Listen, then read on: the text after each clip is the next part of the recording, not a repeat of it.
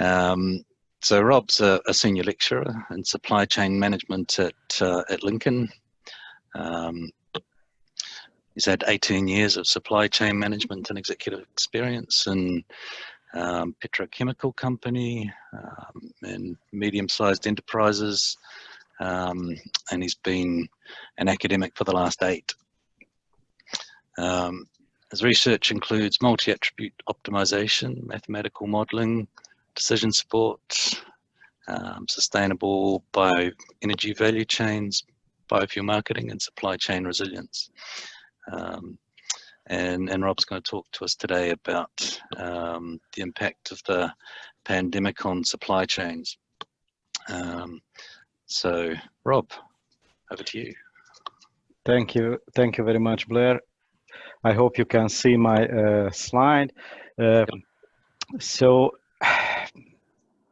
I want to cover the uncertainty, what we see now, the big picture, arrive in 2020, economic outlook, sectors, and some improving supply chain resilience, improving tools. So first of all, we are in the middle of something and try to forecast what will happen after the global crisis. So it's very hard to do when the earth is shaking. You are not really planning the rebuilding, but now we are doing that. So uncertainty. We don't know the outcome. We don't know the time horizon. We have no idea about the best management method. And what I experienced by doing a quick literature review, that current data means the data is outdated, because every day new things happen. So it causes ambiguity, and it influences future commitments, investments, and also we review our current commitments, and we try to reduce the liabilities until we can see. Adding to this uncertainty, the WHO chief said he hopes that the world can finish the coronavirus pandemic in 2 years, and his estimate was based on Spanish flu. And I have some words in bold because it means a huge uncertainty. He hopes, and also he gave up on predicting the outcomes or the finish of this pandemic based on top-down models, based on bottom-up models like spreading models or vaccine development. It seems a guess, a hope, really a hope. I think COVID-19 triggered the long-due economic downfall, and it has an implication. It has some implications, but the most important one, that the COVID-19 alone would cause a shorter period of disruptions and less damages than COVID-19 and the economic downfall together.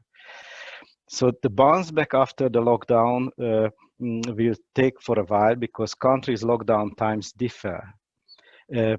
From a global supply chain perspective, it means a prolonged period of disruptions. We will experience new safety measures, and I think services are in the biggest trouble among all the sectors. After this pandemic will be over, we have lower demand because of the lower incomes. We have reduced spending and postponed purchases. This is a psychological effect of a crisis, and investments will be postponed. There is a paper about the coronavirus and World War II economics comparison, and if you click on that link after we will share the presentation, you can read that. So what happened in Sweden during the Spanish flu with the economics? This figure shows you how the personal income changed during the Spanish flu, and this is the mean. It considered 17 countries, if I remember well, and it looks that it really didn't have a huge influence. Actually, the earnings per capita was keep growing, and even the low mortality rate and the dotted line and the high mortality rate countries experienced a similar growth during and after the Spanish flu. This is just an addition, but now we arrived in 2020 in a different way. In September 2019, there were some signs of a coming economic downfall published, like the Standard and Poor 500 earnings per share estimates were dropping. The purchase management index was dropping, gold prices were skyrocketing, freight shipment slowed down, and the uncertainty index increased a lot. And I think the July 19 represents a Trump trade war with China. Okay, so this is how we arrived. And now it's COVID-19 is here. We have prolonged lockdowns, border restrictions. We have uncertain supply, demand, labor availability, transportation, and facility operations. Altogether, it means increased risks in the economy. So the decision models, what decision makers consider, changed, not just the return on investment or discount rate, but the cost effectiveness versus robustness and resilience of the supply chain must be considered. Something else changed compared to the Spanish flu. Namely the global value chains. The role of the global value chains increased significantly, and China is more important than ever before in this global supply chain. The size of these circles represents the magnitude of the value-added export, and you see the big hubs: Germany in Europe, Russia, China, Japan, and US, how it changed from 2000 to 2017. So now 2/3 of the world trade occurs in global value chains. New Zealand, 28% of the employees employed sectors what are related to export, and 28% of the GDP is directly related to export. The graph on the left-hand side shows you the public spending on labor market policies in OECD countries, and New Zealand is not a big spender, or was not in 2019. Okay, so this is how we arrived to this pandemic. I digged out a McKinsey report, and because I used that report, I put their podcast here, how they imagine a shock-proof supply chain, just because I used their slides. So this report was issued in March. So it's pretty much outdated, but they forecasted 1% GDP drop globally, and in the worst case scenario, 2.2% GDP drop globally. Interestingly, they didn't. They consider China as the main limiting factor of global value chain recovery. So they did not expect it that all the countries will be affected, and the second wave. This shows the trade growth, the expected trade growth, negative, minus 4.3.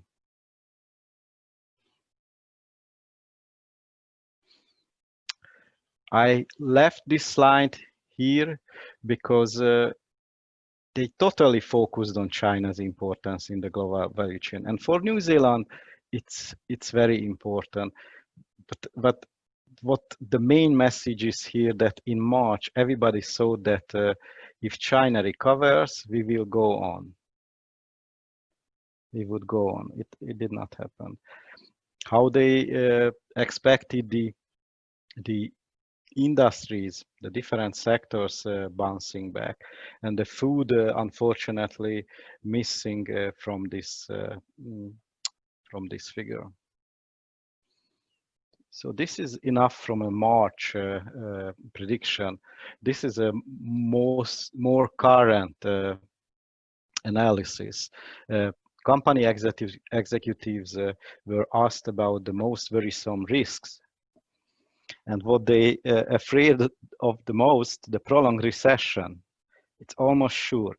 Surge in bankruptcies, cyber attacks, failure of industry sectors to recover, uh, protracted disruption of supply chains, tighter restriction, another global outbreak, economic collapse of an emerging market, weakening fiscal positions in major economies. In the US, it's happening. Sharp increase in inflation globally. So this is how they see that. But sectors are different. So healthcare supply chains, like weapons in the war, they are thriving. All money for research is available. Masks, tests, ventilators are in high demand. And the soldiers are very appreciated in this war. Other essential supply chains, as Matt presented, essential supply chains are affected less because people are keep buying food.